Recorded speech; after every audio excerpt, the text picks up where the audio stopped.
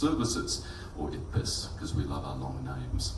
Our panelists today will be delving into the transformative potential of technology and the realm of MEAs and helping us together, hopefully, discover how it can empower us to effectively share and leverage project knowledge. Programs and projects, of course, play a vital role in realising the MEAs, both at the national level, but also at the regional and the global level. Of course, offering valuable capacity building and technical assistance to developing countries, especially where it's needed most. So at this side event, we're going to be exploring current and future avenues where technology can enhance collaboration, foster growth, and facilitate improved communication about on-the-ground developments. Before we start, get comfortable. We're going to try and be dynamic today. As you know, we're running a little bit late. That's the nature of UNEA. We'll try and keep the session punchy and dynamic. Towards the end, we will be asking for your questions. So note those down throughout the discussion. We really look forward to getting your opinions and for you to take this opportunity to leverage this fantastic experience that we'll have on stage with us today. I did the math before. We've got over 200 years of combined experience in this area of work with us today. So that's absolutely worth delving into. As we start though, I'd like to invite our MEA heads to the stage. You know who you are. We'll put you in the hot seat to get started. Let me welcome Dr. Ralph Paye, Monica Stankiewicz, of course, I think you all know each other, and Yvonne Higuera. Yvonne will be our opening speaker. For those who don't know Yvonne has led CITES, I'm not going to say the full name, since 2018. She's the first woman to hold this post, so breaking some barriers there.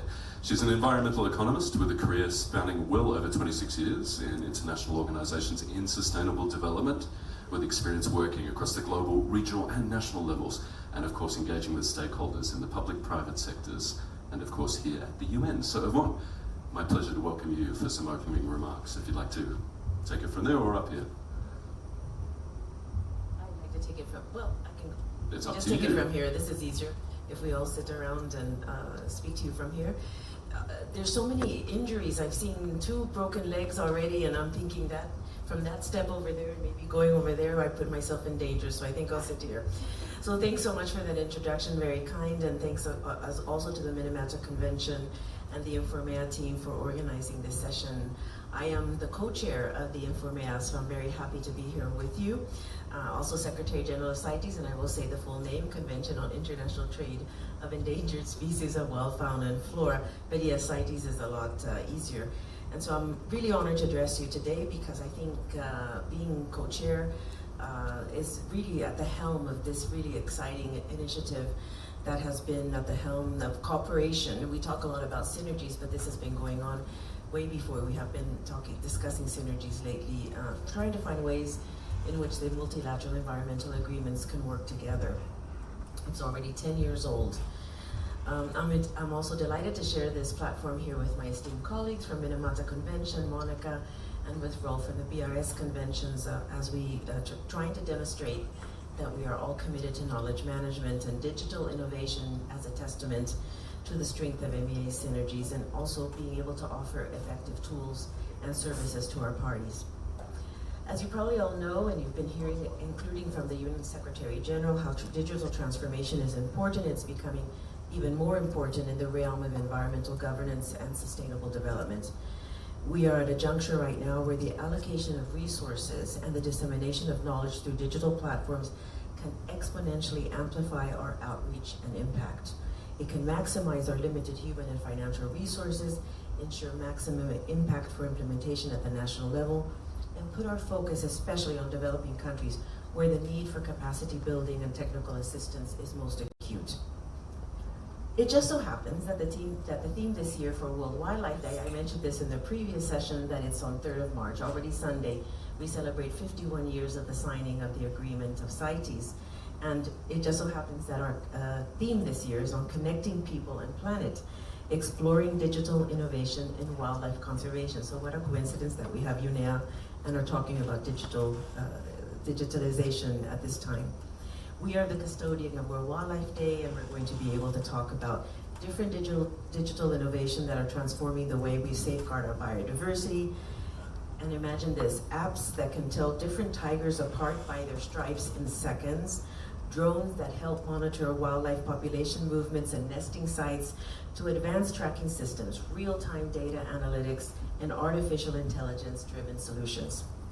However, as we leverage our growing technological capacity, we must also revitalize our commitments to sustainable development. This includes preventing destructive ecological impacts, mitigating threats to species and livelihoods arising from the misuse of technology, and ensuring digital inclusion for all by 2030, as the Secretary General has said.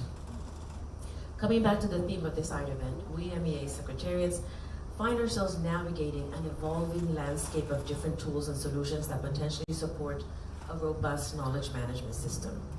I believe that the success of an effective and impactful system is to make sure that it is not technology-driven or solution-driven, but relies first and foremost on listening and responding to the needs of our parties.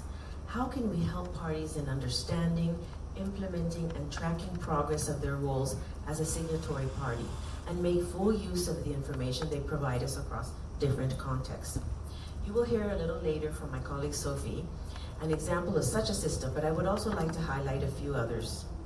We are now going to be publishing the new CITES Lex, which is making access to CITES implementing and related legislation much easier for all, building on Informaea methodology and approach. We will be having also new online courses on CITES under development, and this is also built on the learning that we had from Informaea. So you see how useful it is to participate in this initiative. Finally, I look forward to learning from other MEAs on their advancements at this session, and I would also like to invite everyone who is present here to join us in considering how we can further harness the power of digital transformation and the commitment we have from our signatory parties through the creation of an effective and impactful information environment. Our goal is to consider where and how we can truly serve the parties' needs and nurture an environment where innovation can be tested and shared to make their analytical and decision-making ability greater than the sum of parts as individual MEAs. Thank you so much. Thanks so much, Emma. Really appreciate it. We'll hand over to Monica Snakowitz. Monica's celebrating, I'd like you to celebrate with Monica, 4 years, I think, at the Minamata Convention now. We're in January, so that's an achievement in itself, and I think the convention has gone from strength to strength under your leadership, Monica, so thanks for that. Monica, of course, has 20 years of experience working in environmental issues, including 13 years at the Baltic Marine Environment Protection Commission, 7 years as Executive Secretary today, so of course bringing again a wealth of experience to our panel today. So Monica, please, over to you. Thank you so much, and good day everyone. Thank you, Nick, Yvonne, Rolf, ladies and gentlemen, colleagues. Thank you for the excellent opening remarks. I think I will say kind of the same thing, but with different words, but that's a good thing, meaning that we truly mean it. And I would start by saying that when I started in UN, in fact, Minamata Convention Secretary 4 years ago, Informea was one of the first initiatives brought to my attention. And I look into the previous meeting report and I notice, wow, Yvonne Higuero, Executive Director of ISIS, and then Elizabeth Mrema, at that time, the Director of the Law Division, are co-chairs of what seemed to be a highly technical group. What the heck, I thought. But then, of course, with time I realized that you, Yvonne, you, Rolf, and everyone really as a head of ME, you wish to really support this valuable initiative because you understood what it means. And with time, I have to say I understood it as well, and I joined the supporters group, if I may say so. And as I have learned, the MEAs within Informea have all kinds of knowledge management projects. They can range from several millions US dollars to tens thousands US dollars, doesn't matter. Everyone brings something valuable to the table, and there is an excellent community of practice within Informea. And I'm not aware actually of any other initiative that over a long period of time again and again deliver tangible results and benefits to each participating organization, and all this is facilitated and convened by UNEP, and in particular the law division, and our longtime collaborator who is with us online, Eva Due, and also now the second co-chair of the Informia, the director of the law division, Patricia Kameri-Mope, who is going to deliver closing remarks. And let me also mention the initiative is financed by EU. And for me, as a prime example of what we can achieve together, and today you will hear some of those examples, how MEA delivered within or with Informia. And when I say what we can achieve, actually I mean many dedicated colleagues in each of the entities who really put extra effort and stuff because you believe it's worthwhile doing so. I believe that the good expertise in knowledge management and the use of digital technologies in MEA Secretariat is not a cherry on top of the cake, or is something good to have. It's absolutely necessary for us to not stay behind in the use of technology, but to be in par with global developments and to know how technology can be used, how it can be misused, and also afford an ambition to design our processes in a way that is effective, transparent, and user-centered. And big part of the task in MEA Secretariat we have is in fact to receive, organize, analyze, synthesize, and present information we receive from contracting parties or information from COPs, from projects and meetings. And this is with the purpose of facilitating implementation of the convention by parties. So imagine what amount of information that is for, let's say, a decades-long MEA, and how long actually it has taken us to learn from it, to do things better in the future. So if you think of the digitalization and the use of technologies, this is what will help us do it better and faster simply.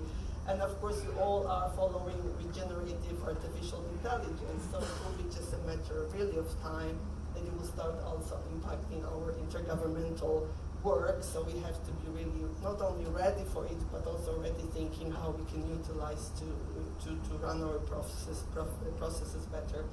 And let me also refer here to you and Secretary General, who speaks of a gap between the digital transformation between the global north and global south, and that there is a special role for you and to bridge this gap. And I really believe that MEAs and its secretariats actually can do that, can help bridging this gap. In Minamata Convention, we obviously have given a lot of thought to these issues, and because we are a relatively young convention, we have this golden opportunity to do knowledge management and leverage technologies in a clever way from the start. So we don't have a legacy of doing it in an old-fashioned way, but we want to do it in a modern way from the beginning.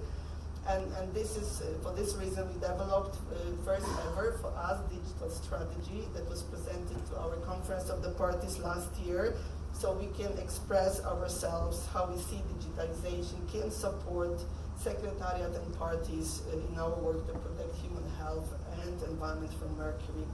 And I would like to conclude my presentation by inviting parties who may be present here to consider how you could continue investing in knowledge management and supporting us in this collaboration effort.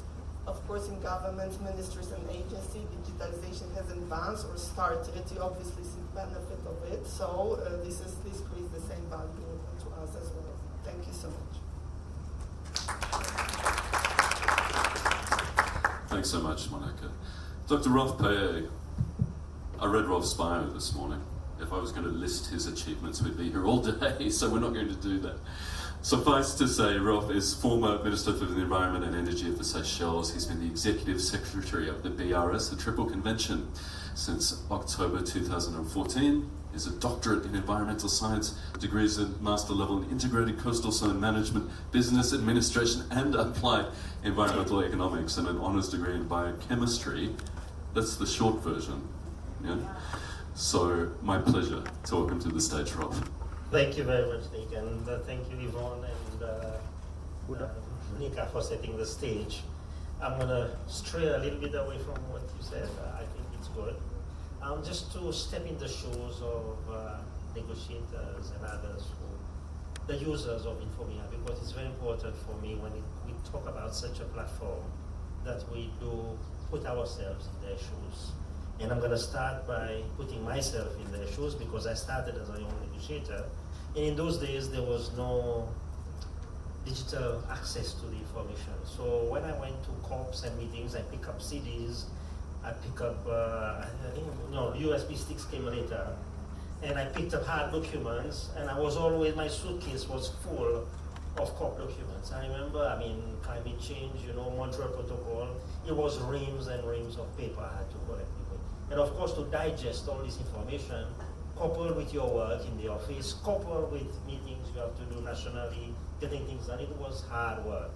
So when I joined the Infomea group, I told them, look, please think about your clients. How can we support them?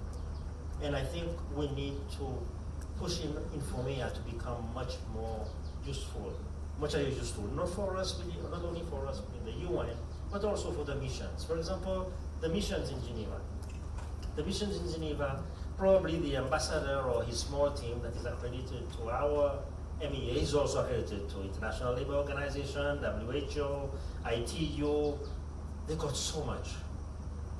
And I'm sure if we want them to put our issues on the agenda, then we need to see how we can facilitate it. So initiatives like capacity building, showing them how to use the system effectively is a very powerful approach.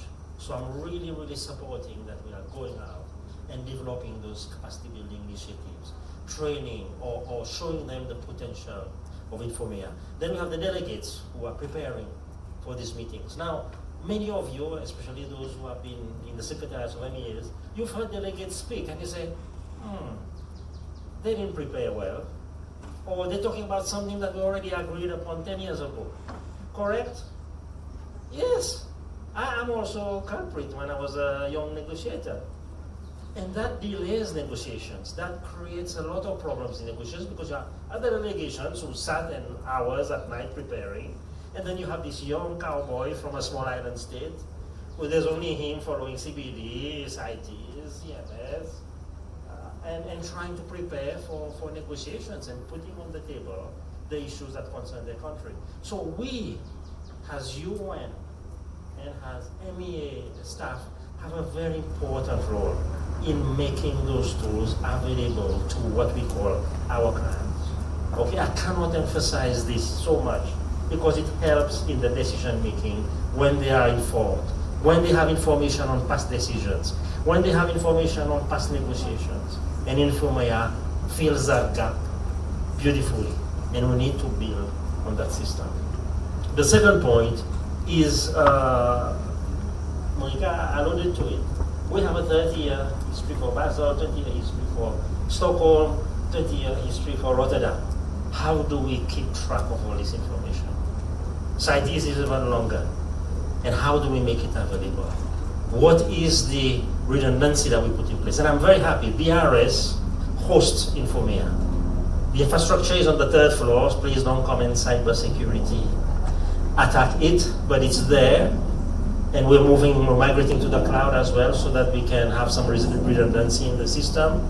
And we host all the data is hosted on the 3rd floor where DRS Secretariat is in MIE2. And today we'll hear from one of our IT people on how we run it and how we ensure that this service is provided not only to us as MEAs but also to the entire MEA constituency, especially the delegations. Third point is AI has entered into our space. For me, I'll be very happy to type in what has Basel Convention decided on e-waste. And there the AI tool will bring up all the relevant decisions since 30 years ago on that. Wouldn't that be wonderful for a negotiator to be able to do this? So for me, that's the next area of work that we need to do. How to make this tool really useful in an efficient and impactful way. And these delegations that come to our COPs to negotiate will have the history, will have the linkages. And more so now, with all these 22, how many I saw there? 22 MEAs are on Infomea, 22 MEAs. Now a delegation, or even us as staff, new interns coming in, new staff coming in, can say, Did CBD discuss e-waste? Did scientists discuss e-waste? Across all of this, did Minamata discuss e-waste? You see what I'm trying to get at? They can look for interlinkages. We could look at capacity building, interlinkages between all the MEAs. We can look at information sharing. What are the different levels of decisions? So I'm unpacking this for you here because we just have to not say that we have this tool and leave it at that, because people won't use it unless they understand the powerful potential of making use of this tool. So for me, I will be happy and restful when I start seeing delegates coming back to me and say, you know, I was looking for this information and for me I couldn't find it. Or I'm trying to find the linkages with this and I could not do it. But now they're a bit quiet. It's too quiet for my liking. I want them to come and test the system, use the system, and I want more and more people. And we can provide you with the statistics on how many people use that, have access to information, from which countries of the world they use that information. And of course, you'll be surprised. And also we need to extend this service to the South. They need to be more aware, especially in the South, where there's a biggest need for access to the information. So finally, I just wanted to say thank you to our donors, the EU in particular, who supported this very important platform. And I'm calling on other donors, please support this platform, because it is inevitable and an important knowledge platform for negotiators in the environmental space. So it's so important to support this. Thank you very much.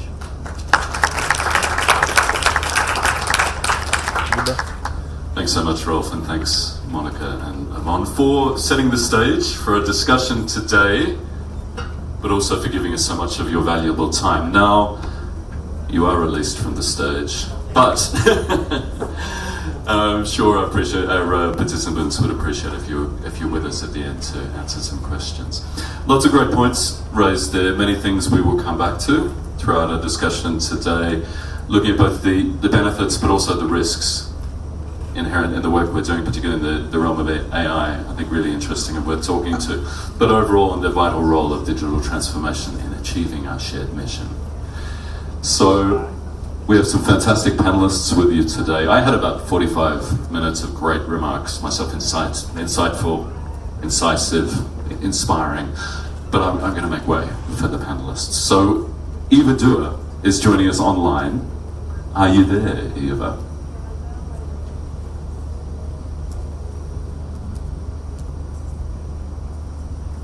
Anna is checking, bear with us.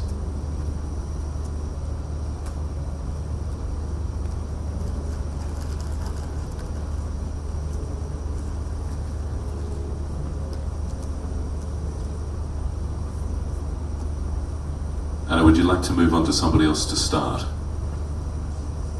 1 minute.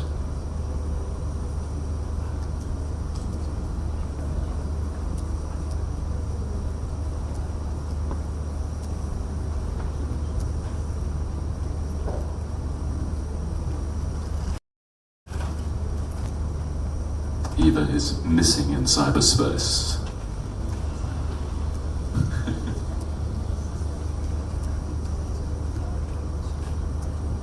Technical team.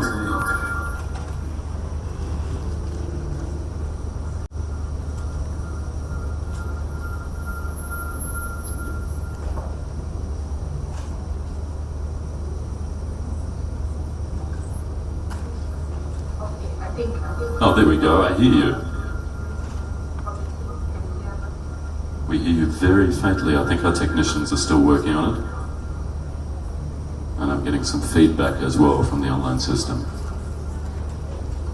Oh, there you are. Hi Eva, I see you.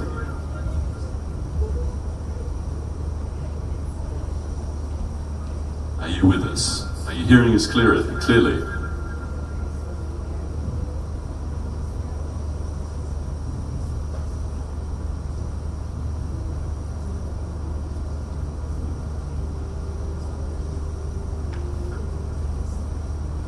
Can you hear us, Eva?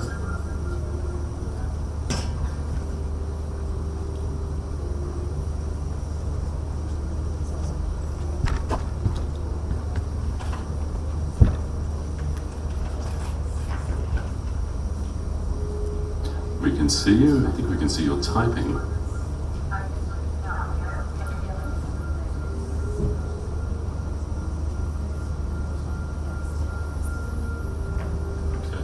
if you're logged into the meeting in the room, you'll need to turn off your microphone and maybe mute your speakers as well. We can hear the feedback. You can hear that behind me now. Have we done it? I'm not hearing any feedback now. That's sounding better. Our technicians are back on the job. I'm still hearing feedback. Is anybody in the room logged into the meeting? No. This is a mystery.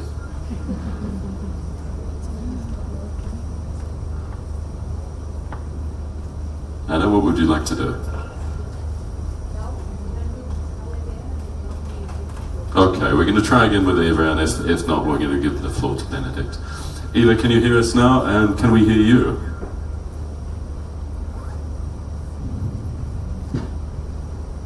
I'm not sure Eva can hear us. It sounds like, Benedict, you're in the hot seat.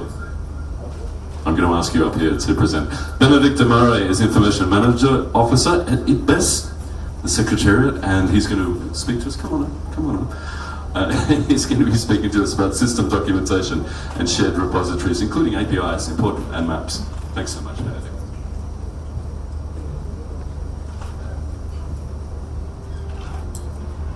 Vivian, do you have my slide?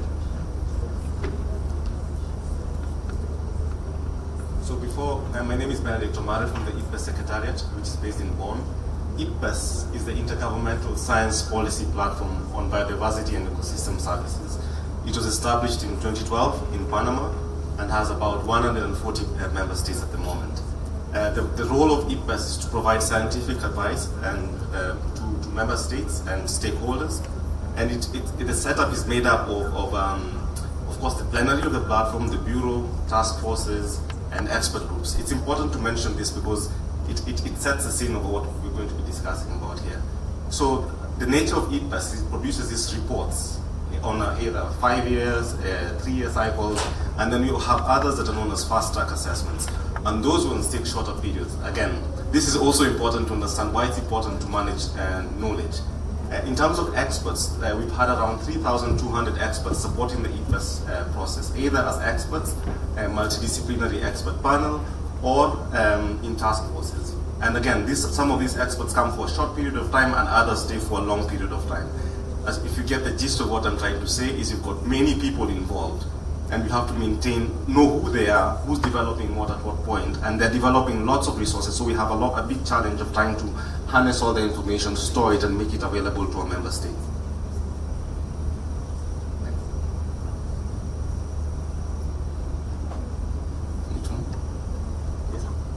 So, at least you could finish. Getting into my business now in information management, and just to understand, there's this word that keeps floating around, interoperability. We've got all these MEA processes all doing different things, and you've got within the assessments, you've got all the processes all doing their own thing, and then all of it eventually has to come together and get approved by the platforms. And for us, normally in the IT field, we normally say if you've never been involved in the development of a project, you never understand why it implemented in a certain way. And normally when you get a system, you're like, which idiot built this? And it's always the case. You really don't understand what was the thinking, because you don't understand where these guys were coming from. What were the conditions? Rolf just mentioned a few minutes ago that there was a time they were moving with rings, and it's very hard for some of us to understand that at this point in time. Another problem that we currently face is within the MEAs. Let's talk, there's different MEAs, and within those ones, we also have different systems. So you might have one MEA, and within this one MEA, some is using Drupal, another one is using WordPress, another one is using Sphinx, and then at the end of the day, we're trying to feed all this information to the same people. So again, member states really struggle to get all this information, and the problem has not changed. If anything, things are getting more complicated. There are more systems being developed, and these systems are often proprietary, so often you're not able to export something that can be consumed by another. I can give you another example. At times, like I said, we've got these assessment processes that take multiple years to develop. Like we can look at the IPBES Global Assessment. Now we're getting into the process at IPBES of developing the second scoping of a global assessment. A new expert group comes and looks at the reports. They look at this beautiful chart, and they want to reproduce it, but just to update the data. So this one ended, say 2012, they just want to update it with the data so that it's relevant for today. And you're given a JPEG. You don't know how painful it is to convert that little JPEG to make it useful. So you get expert groups who are established and they spend more time trying to understand how the maps were developed. So what is important in this case is to try to make sure that when a new thing is being established, that they don't always have to start from first principles, that they build upon what other entities have already done or other expert groups. And then similarly, when you have another MEA or a scientific body, like now they're talking about a new one on plastics, that they don't have to go the same painful process that IPES has gone through. So IPES is 12 years now, but the Minamata, for example, is 6 years, and nobody has to go through the same pain. And unfortunately, that's the case. You always have new secretariats set up, and they all have to go through the whole cycle by themselves. This thing. What am I supposed to point at? Just something. Can you please get me the next slide, please? This isn't working. So in terms of documentation, and it's especially for the expert groups that we work with, they'll always tell you, let's just get the job first, we'll do the documentation later. It's the same thing for references. Let's write the report, we're going to plug in the references at the end. I can tell you, I don't want to talk too much about organization, but there are times where we have to struggle to find where the references came from. This is very important in information management. When you're doing something, and this is some of the culture that we're trying to develop at IPES, do things right the first time. As you're developing, do the documentation, put it in track. It's especially important because we've got people, there's staff turnover, there's people changing jobs, and often you find the people who developed are no longer there, so it's not possible for the newcomers to know what was being done in the past. And also for citations. At times you want to plug in a citation called Benedict et al., but then you go to Zotero and you search Benedict and you find 20 Benedict et al., and you never know which one exactly it was. So it's important, again, to document all these things as you're developing the process, which is very important for business continuity. Within the MEA spaces, another problem that we keep facing is that most of us are supported by contractors, and we often forget to tell them to build in the documentation when they leave. So you get a consultant who has a 6-month contract, leaves, goes, and after that nobody knows how it was implemented. So after the person goes, there's no continuity. So again, it's really important whenever developing this thing, require that they put the documentation in place, otherwise you're going to really suffer downstream. Next slide, please.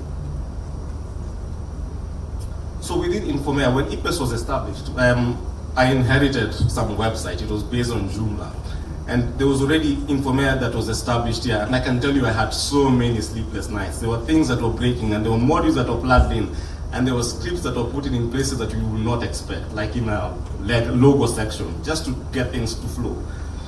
But over time, when we got into this process of Infomea, we began to understand the process of normalizing data, structuring it in a way that it can be consumed by other entities.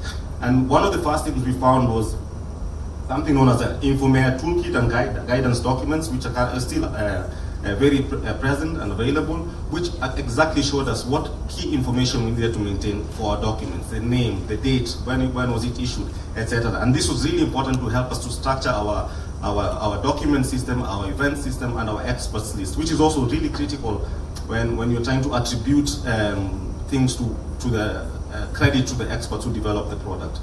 So Infomea has many tools that are available, some as old as 2015. If you go to the website, it's stuck somewhere under About Developer Toolkit. You find lots of resources that allow other MEAs, whenever they're established, to just come up, pick up, and go on, so that they don't spend too much time building up stuff. Next slide, please. From the perspective, there are two principles that we're very sensitive about, and this is because of the pain that we've gone through in the process.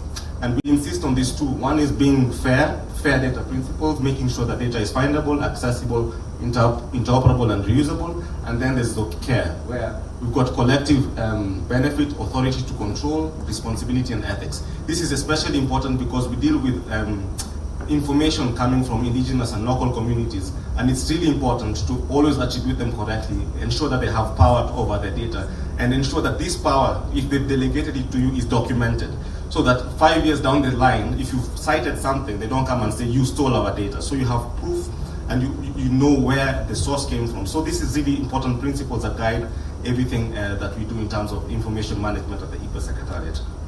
Next slide, please. So in terms of things that we've been doing, over time we've been developing and trying new things. We started with documentation on pieces of paper, and then on Wiki, and then we've got Confluence. There's a lot of systems for maintaining information and documentation. Over time, we've landed on a platform called Gitbook. Yeah. And then in terms of things that we've been doing as well is we've been structuring everything to feed into the Infomea process and to feed into to make sure that they're documented and are accessible to other secretariats that are being established. I can just give you an example of the next one, please. This is what we call the ICT portal on IPBES. You can access it on ict.ipbes.net. From this side, basically what we had seen when we did the pollination assessment, the scenarios assessment, is that there was no knowledge transfer to the next group.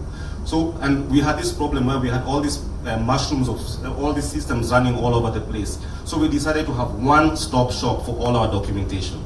So that's what we call the ICT guidance. And there you can see with the policy, which clearly highlights the rationale why we're doing what we do. And then you've got the tutorials showing our experts, whenever new experts come, to show how they're doing, how things were done in the past. And then most importantly, we've got a whole section on maps. And this is maps in the UN is a very sensitive process. You can just put one tiny dot somewhere thinking it's a print. Someone can say it's an ink print, and the government comes and says, hey, that's not your territory.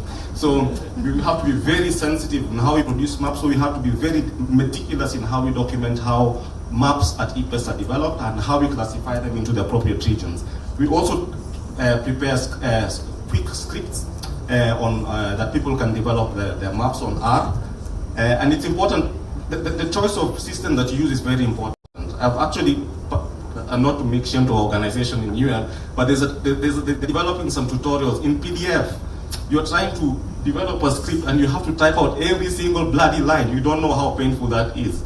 So now we are trying to make sure that we develop a system, make sure it's easy for the people who want to use it to copy the text and paste it somewhere else. It's simple things that make the lives of future generations better. So for us, we look inwards, we try to make lives for the secretariats better, and we also try to make sure that information is shared easily across the organization, and that's within our DNA. To save on time, I'll hand over now. Thanks a lot.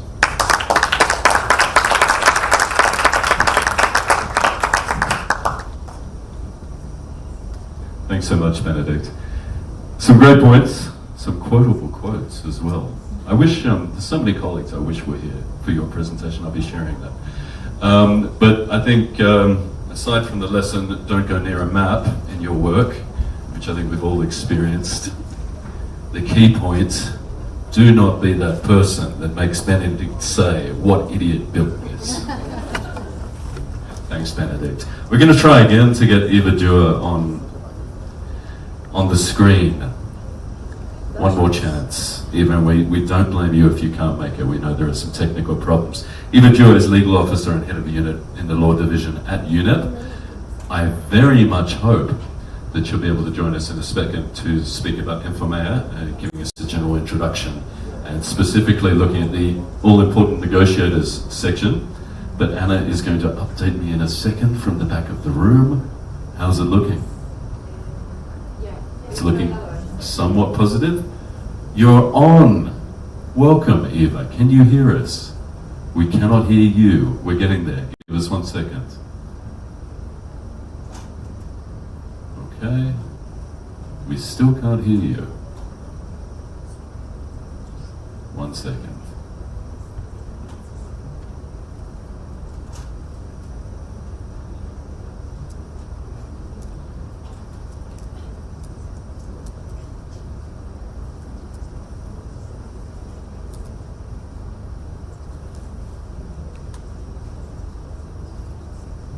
Tell me, team, do we need to test something?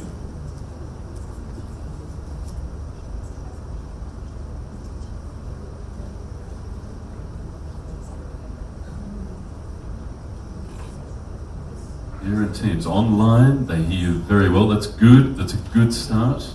But in the room, we still have a problem.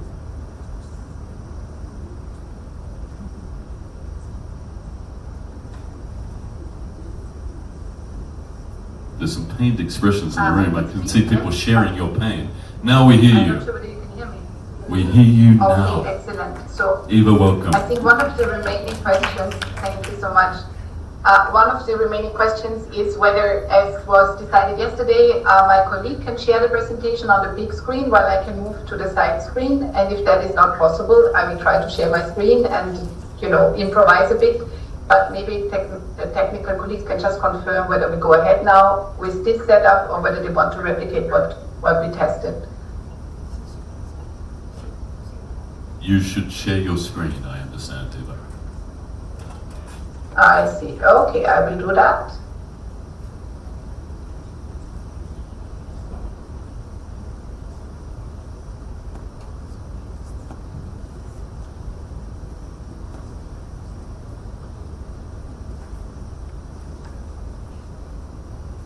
We see your screen. We see a black screen at It's the minute. coming on, It's sorry. coming. No. It will take a while. Now we see your screen. Okay. Thank you so much, Nick, and also apologies that I'm afraid you are not seeing the full screen, but it is the best we can do. So thank you so much to the presentations of the executive secretaries and to you, Nick, and to Ben's previous presentation. I just want to very quickly maybe recap what the Infomia initiative is, and just very quickly introduce the initiative, then talk very briefly about the portal, about e-learning, and then jump into the negotiator section and some other new developments. So the membership of Infomia is quite extensive. As we have heard before, it covers all the clusters of MEAs, all the global MEAs, and then a lot of cross-cutting around access to justice and Principle 10. The membership is also quite comprehensive and has been mentioned. We have been very graciously supported by the EU over the years. We have a number of observers, implementing partners and contractors who help this group of MEAs steer Infomia. The Infomia initiative gave itself terms of reference that look at interoperability, building capacity at the MEA secretariat level, and obviously at that time developing Infomia. Interoperability has different components. It has technical, it has schematic and semantic components, and all of these are being worked on. And in addition to this, the Infomia initiative is a community of practice where issues that are common to MEEs are being discussed. There is, of course, already quite some history of Infomia. We have together launched the website back in 2011. We have launched the e-learning tool in 2014. We have constantly welcomed additional members and observers, and we have celebrated our 10 years right before going into a COVID remote meeting period that we have also come out of, being able to meet again in person. The Infomia portal collects, as we have heard, interoperably a lot of information, and it's doing so through this mechanism. This information is indexed according to terminologies that the MEAs have agreed to, and because I'm remotely presenting, I'm just now mentioning the key party profile, which really gives a good overview of anything that is related to a given MEA, including the action plans, reports, related laws and court decisions, and national focal points. You can find all of this information on the treaty. On the party profile, you can find a lot of information on the treaty profile. There is, of course, an extensive glossary where you find definitions of terms that are relevant to MEAs. You can find related content, and you can be reverted back to the different provisions in the different treaties that are discussing this particular concept. The Infomia user base is quite consolidated and also staying with us, and we have an ever-expanding user base on the e-learning platform as well, and a good mix of countries that is, on the top, amongst the top 10 who are accessing the tool, and quite a high level of satisfaction. We are also constantly engaging with the users of Infomia, especially with the e-learning e-learners on how they can use this tool in their daily work, and it seems to be addressing some of the gaps that have been mentioned before. Of course, there's always more work to be done in terms of outreach and in terms of engagement. And one other service that is quite well received is the e-learning platform. The e-learning platform offers about 53 courses for free in different UN languages around MEA foundational courses or around SDGs. But when it looks at SDGs, it also focuses on what are MEAs contributing against this SDG lens.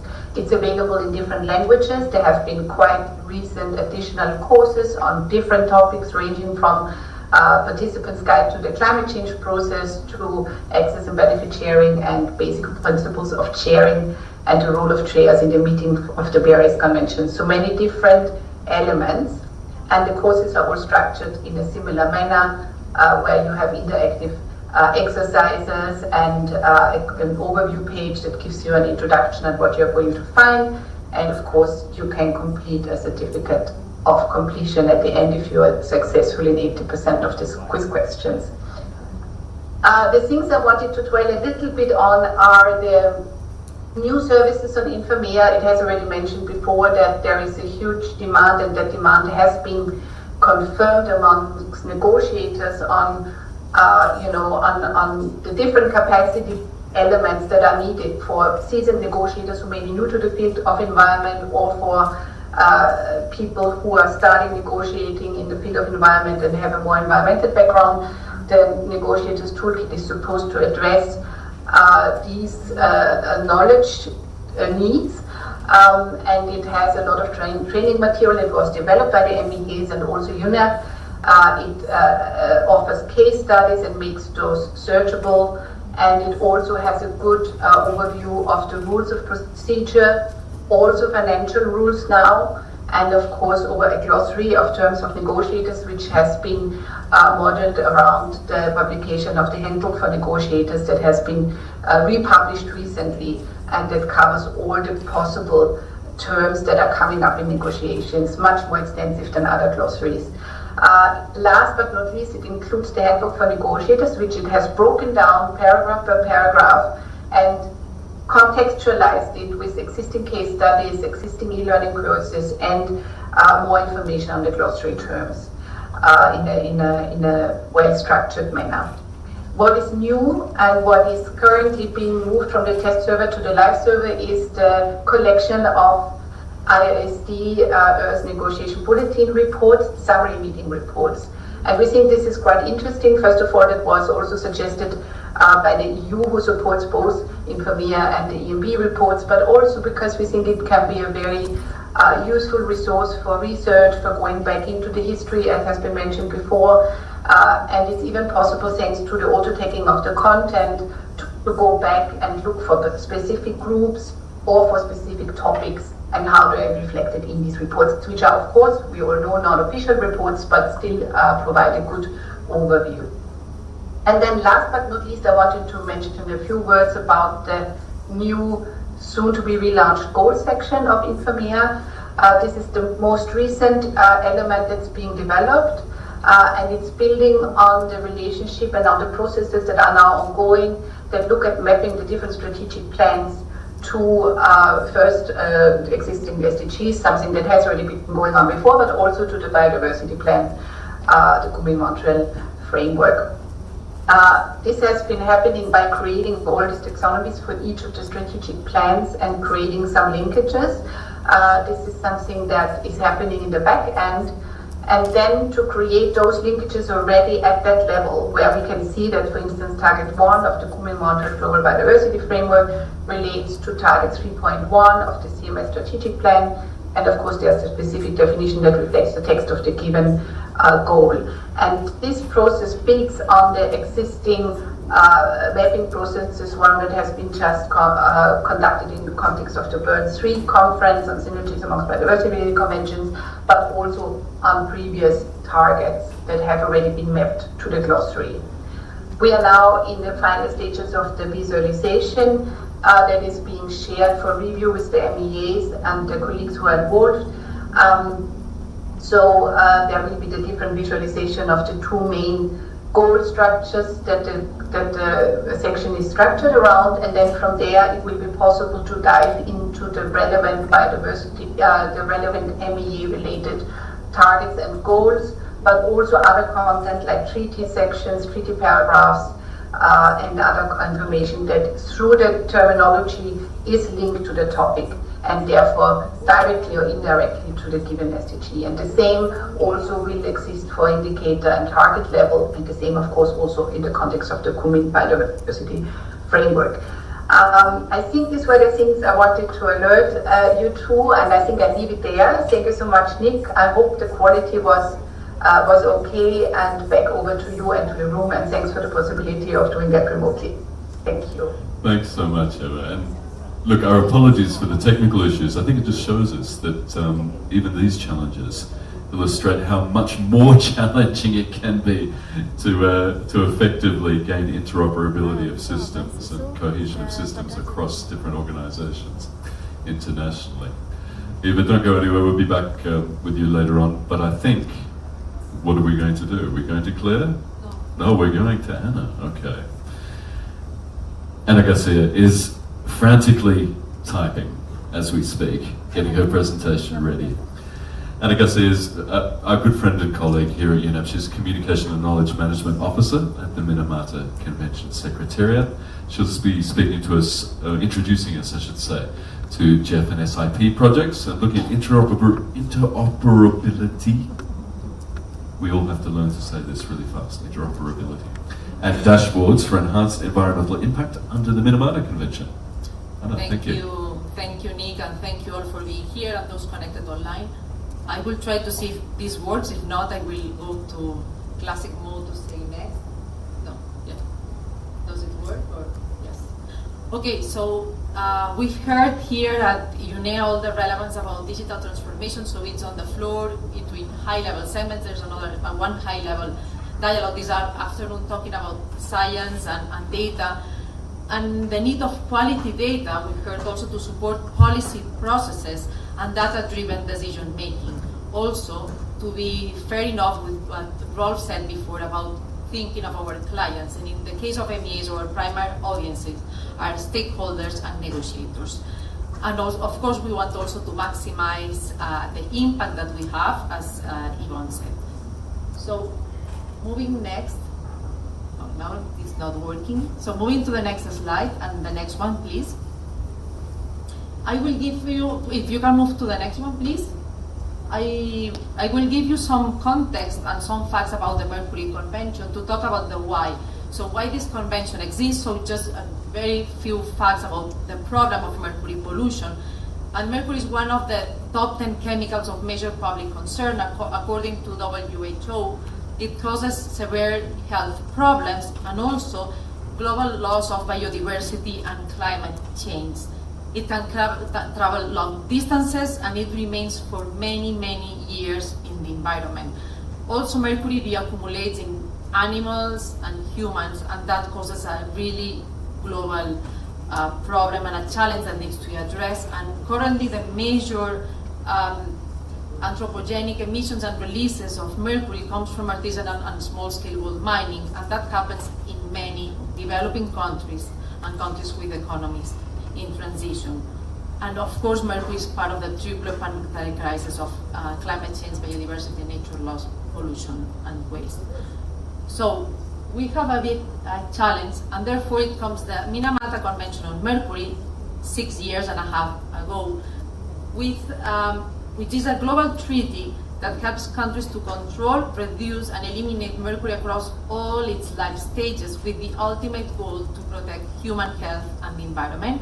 We have some control measures. Here are listed some of the key aspects that we address through countries, which one is ban on new mercury mines. We can also find mercury in many products and processes like thermometers that are of course banned, cosmetics, lamps, etc. It has some control measures on emissions to the air and releases to land and water. And as I mentioned before, artisanal and small-scale gold mining is a key aspect that needs to be addressed at the same time that the disposal on contaminated sites. So the question is how countries can implement the convention if there is lack of resources. So here is when it comes to our financial mechanism. We have two main financial mechanisms. One is the Global Environment Facility, that is the biggest part of our financial mechanism. Then we have the specific international program and a related fund, which is the special program to provide capacity building and technical assistance to developing countries and country parties with economies in transition.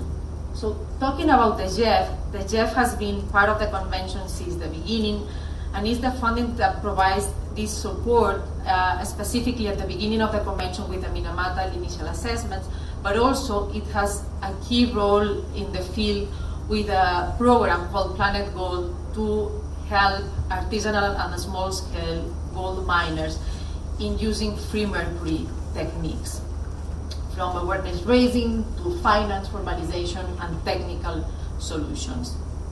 In addition to this mechanism, we have, again, as I said, the specific international program that provides, it's a small program that provides direct capacity building and technical assistance to developing countries. We have here some examples of Antigua and Barbuda, Argentina, and Gabon. So far we have 24 projects divided into 3 rounds that covers all the globe. And then, in terms of knowledge management and how we can boost and how we can support parties in implementing the convention from the knowledge management perspective. The Minamata Convention, like 2 years ago, we started an initiative through the Informea family to think on how we could interoperate and do all the technical aspects and taking care of the quality and the fairness that Ben referred to for the projects that's being implemented on the field. Even also the fact that for the GEF projects, we are not the owners of the data. So the projects talk about mercury, but the projects are managed by the GEF through different agencies. So the question was how we can do that, how we can improve and ensure that we keep some standards and that the language that we talk and the machine language from the different platforms about MEAs can talk to each other to harvest the data and be pulled into different ways so they can help different audiences. So in 2022, we gathered together in our steering committee as the part of the Informea family, and we agreed on something which is, you cannot see, it's very small. It's called a project schema.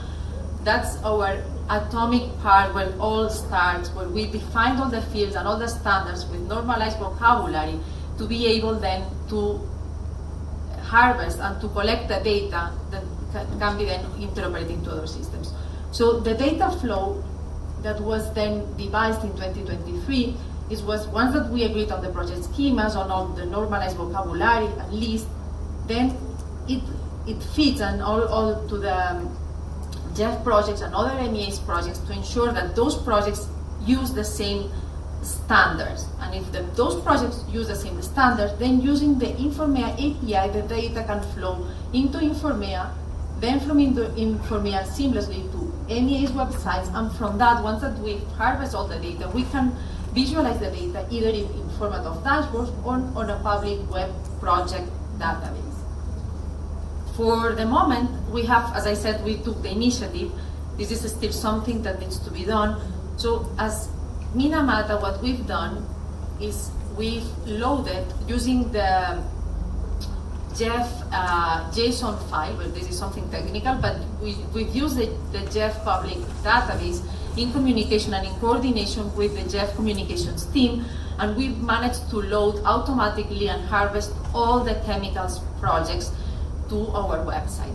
After that, we've set a review process with that we could check that factually which were Minamata and not, because there's still, this is the first iteration, and there's still work that needs to be done from both sides in order, and this is a wish, to filter data by MEA. So there's a review process, and then we run a process that makes available into our website all the GEF projects, and that's what I'm going to show you now. So this is already public. I will invite you to visit our website and to see our projects database. So from the Minamata Convention website, now we can have accurate data coming from the Jeff projects and from the SIP projects, because we've integrated both databases in a list. So we have a faceted list that can be filtered data and the projects between, if it's according to the financial mechanism, if it's Jeff or the SIP, according to the typology or the round, the status, the countries. There's also a search box, and we facilitated a button to download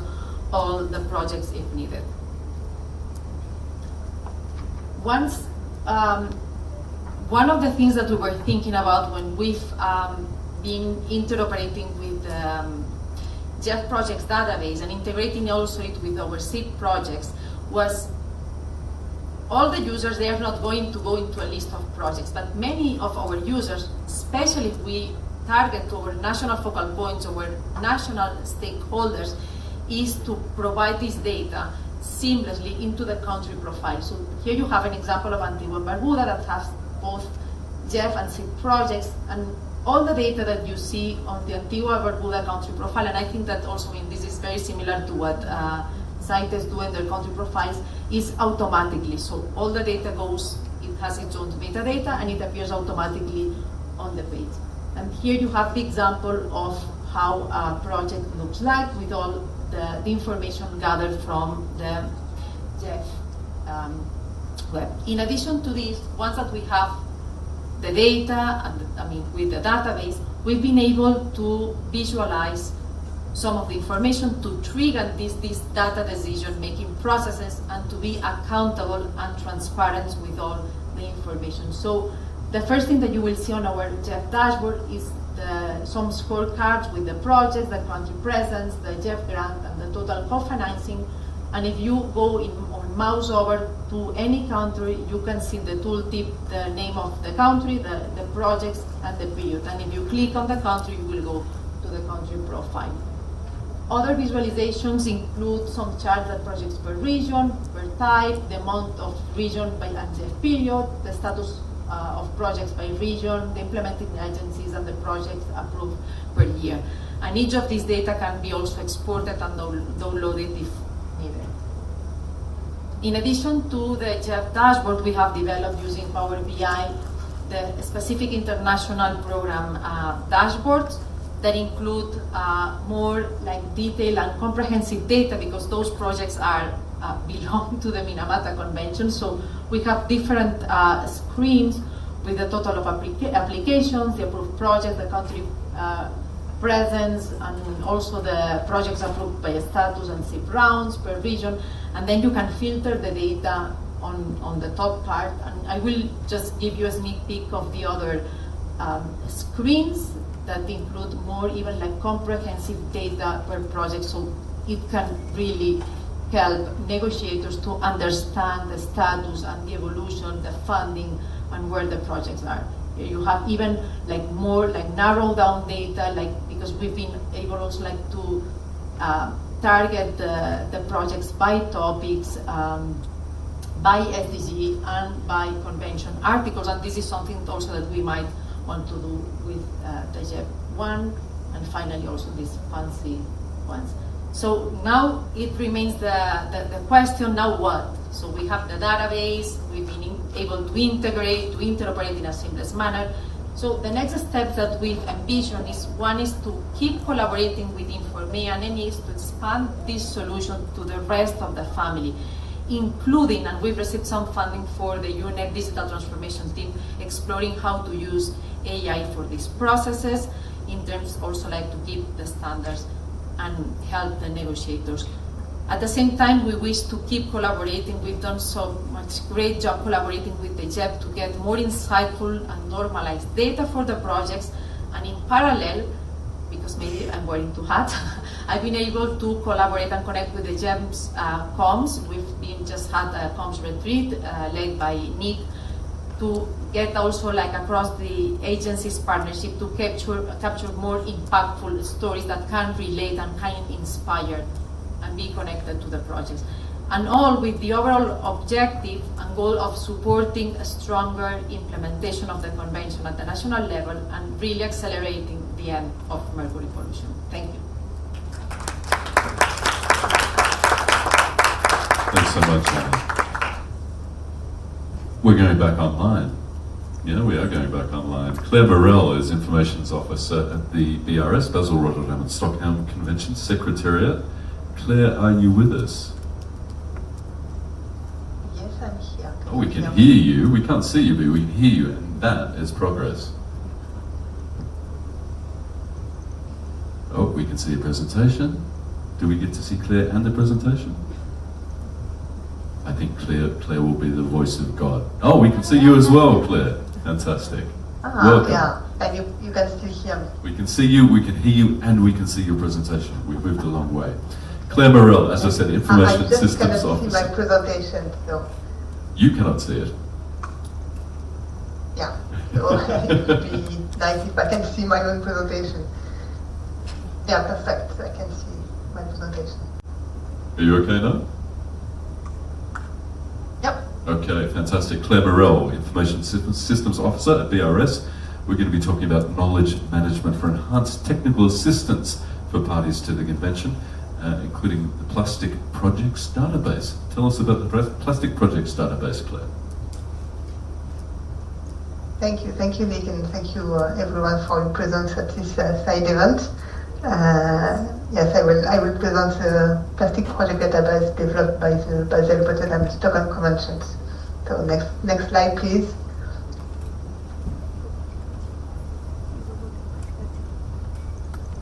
Can we move to the next slide? Yes. So what is the Plastic Project Database? It's a knowledge management system that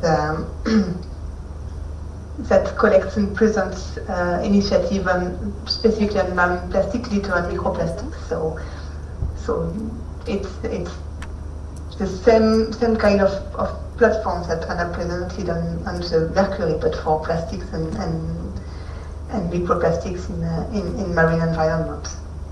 So this database has been developed in the context of a project called Further Actions to Address Plastic Waste in the Basel Convention, that has been generously funded by the Norwegian Agency for Development Cooperation, NOAD, and that aims to assist our parties to improve management of plastic waste. So this platform will help to enhance collaboration between the entities, donors or implementing partners, and the countries, and it will help and encourage countries to replicate from existing activities and initiatives to see what is done in other countries and who has funded these activities, and to see how they can leverage and replicate these activities in their own countries. It will also give donors an overview of existing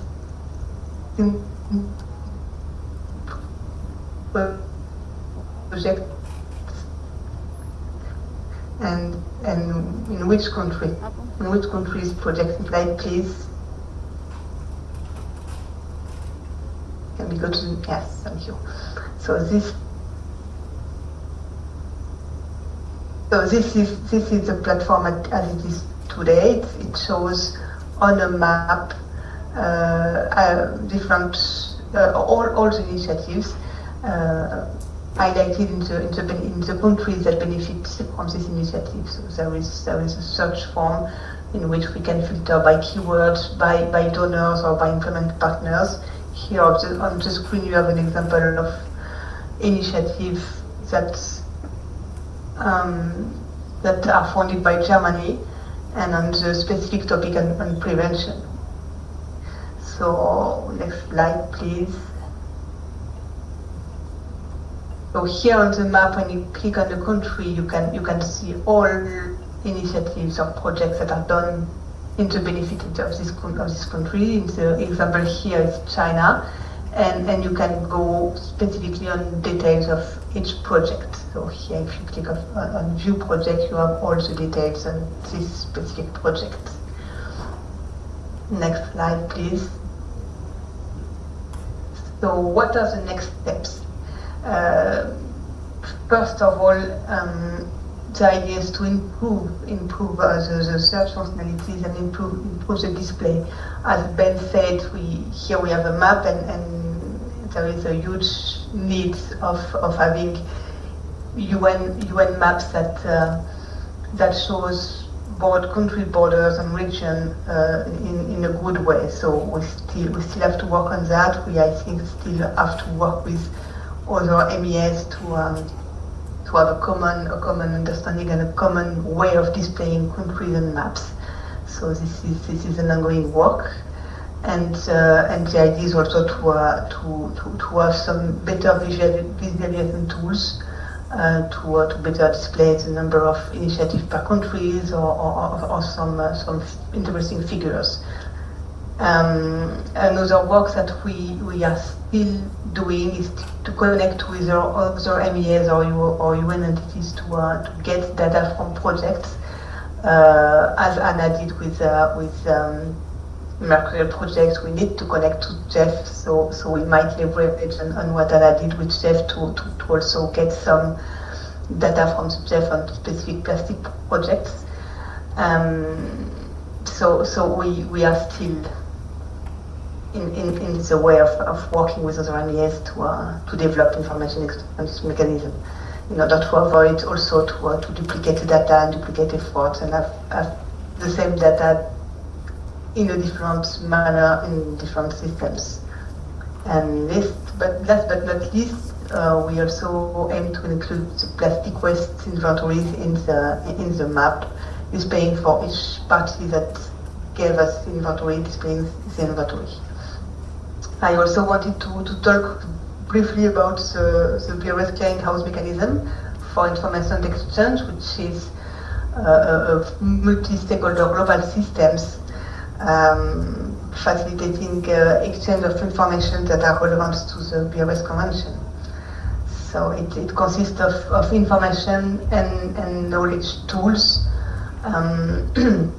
that are used for the community of users that either feed or use the information.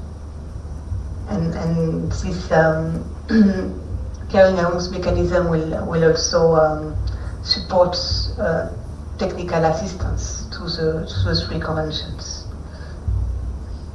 That's all for me. Thank you very much for your attention, and thank you very much to Minamata for organizing this side event. Round of applause, ladies and gentlemen. Thanks, Claire, for joining us online. We really appreciate our online participants. We know it hasn't been easy, and we know it's a challenge joining a room from afar. So thanks for the efforts and thanks for your insights. To close us out with the panel, let's say, we will be moving to Q&A afterwards. So as I said, get your questions ready. We expect a dynamic audience. We'll be passing on to Sophie. Sophie's in the room. Here she is. Sophie Herman-Flensburger's Chief of the Governing Bodies Unit at CITES, at the Secretariat, who will be speaking to us about country profiles, specifically looking at capacity building for compliance. Sophie, over to you. Thank you very much. Thank you for this opportunity to present what I call my pet project. As we have already heard today, CITES is an old convention. It's 51 years on Sunday. We're having a birthday cake. And its website is not quite as old, but it's from the beginning of websites. And so, is it not working? Okay. It's from the sort of early days of websites with information that is also 50 years old. So we've been catching up. We've put on information. We had a lot of data, a lot of information on the website, but it was always a little bit hard, and it still is a little bit hard to find it. And we're making progress in that area. So I'm going to talk about the country profile, but before I do, I just wanted to announce something else that we're doing, which is that we have scanned all our records from COP 1 to COP 4 and made them available as PDFs on the website. So you can now go back all the way to the first COP, which was in 1976, and look up at the records. And this is particularly interesting for those who are sort of researchers and want to go back and see, so when was elephants actually included in the CITES appendices, and what was the history between 1 and 2, etc. So that's a new feature that I just thought I should mention before we move into the presentation. So thanks again, Excellencies and ladies and gentlemen, for having me here. Let me just quickly give you some features of CITES in case you don't know. We talked about the date already.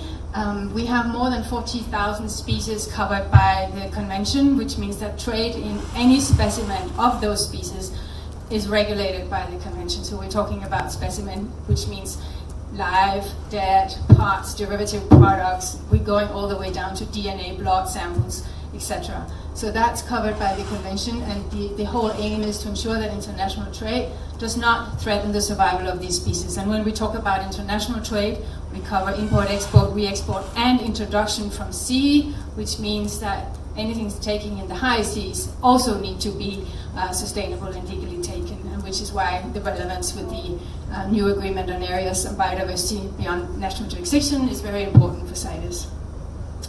It's a dynamic instrument with these 3 appendices that are regularly updated at least every 3 years, sometimes more often. New appendices, new species are added, or species are moved from one appendix to the other. Sorry, I just have one more comment to make. The whole purpose is to ensure that trade is legal, that the specimens have been taken in accordance with national and international law and obligations, that the trade is sustainable, that the wild drug trade will not be detrimental to the survival of the species, as I just mentioned, and it's impossible to trace what has been taken in the wild all the way to the final product. So these are the main objectives of the convention. Now we can move to the next one. So the problem that we had, sorry, there's one, there we go. So as I said, the website, the convention's website had already all this information, but it was hard to find. So if you were a party and you wanted to find out where the different types of information relating to your own party would be, you'd have to go onto at least 4 or 5 different pages and find out. So any party that would want to know what's my priorities would have to dig into many different places on the website to find this. And this was related to national legislation, annual reports, review of significant trade process that I can come back to as well, and national eye reaction plans process, Article 13 process. I'm coming back to these, but these were the compliance processes that we have, where a country would want to find out what's my status with regard to legislation, what my status with regard to annual reports. What is my status? Have I got any cases in the review of significant trade process?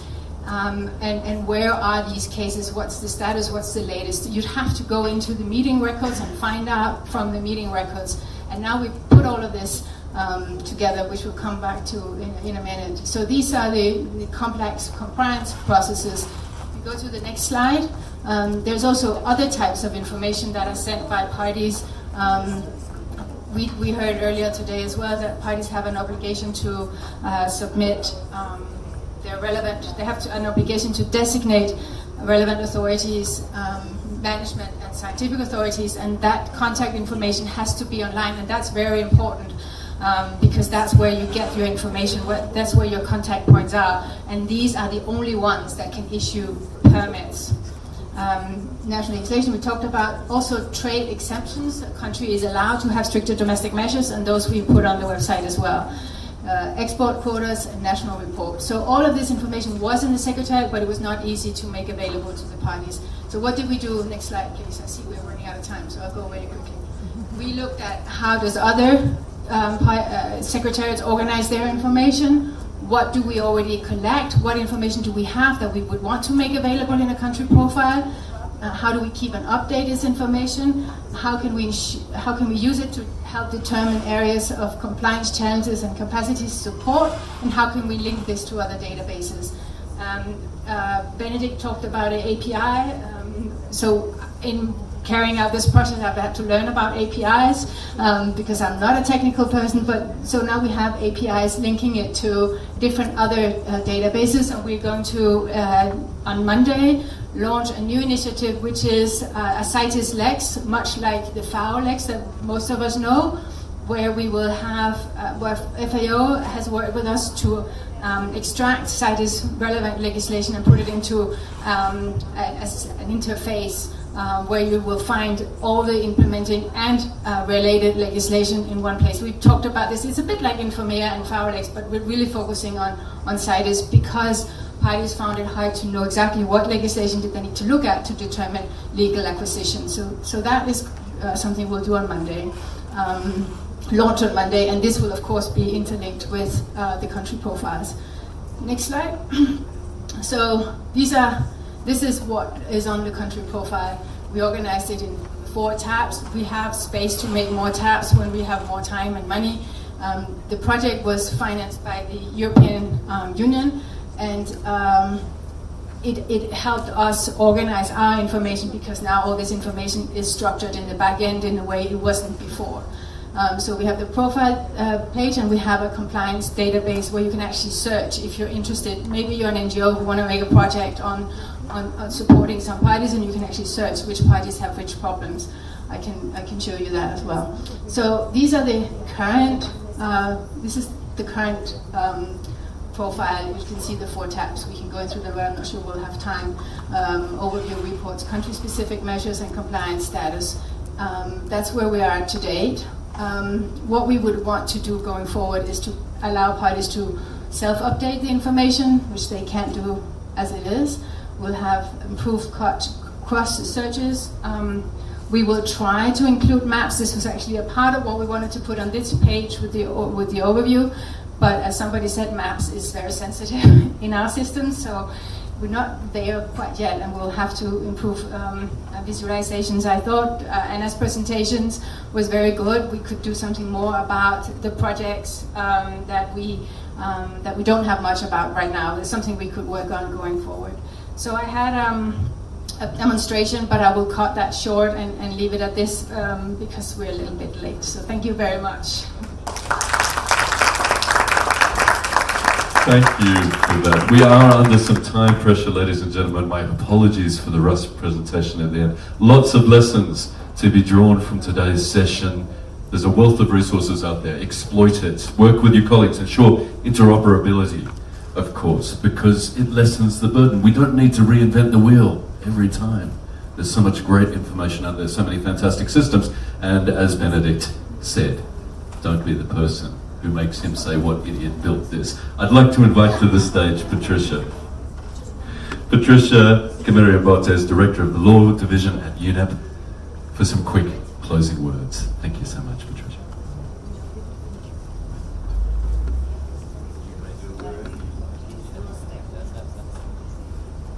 Good afternoon, and our apologies that we don't have time for questions and answers. I'd like to really thank the secretariats of the MEA, CITES, DRS, and Minamata for always being such good sports. And in fact, without you, there would be no Infomare. So I'd really like to thank you for that. I'd also really like to thank the EU for having supported us in our work. And also thank everybody who came here. We've had a lot about interoperable. We've had a lot about fair and care. We've also seen what is available for our negotiators. And I think the lesson we take from this is that both within the MEAs, but also across MEAs, there is a lot of information that can be used to make the work of MEAs a lot more impactful, because we don't have to reinvent the wheel each time. Hearing about the plastics, and we're working on a plastics treaty, we already now have that information that we can draw on. So without taking any more time, because I see my colleague Tita is at the door wanting to kick me out, I'd really like to thank you and look forward to us working together to deepen the digital transformation for impactful MEAs. Thank you. Thanks so much, Patricia. Special thanks to you for your closing words, to all of our fantastic panelists today bringing their expertise to us, and of course, please a round of applause for our colleagues at the Minamata Convention who pulled all of this together. Some technical pressures, I think we got there. I'm really sorry we don't have time for Q&A, but I'm going to make an invitation on behalf of our panelists. Grab them outside. Yeah, they'll be very, very happy to speak to you about their work. and we need to collaborate more. So again, I'm Nick Greenfield. It's been a pleasure joining you today. I hope to see you throughout the week. Have a fantastic year now. We'll see you soon. Cheers.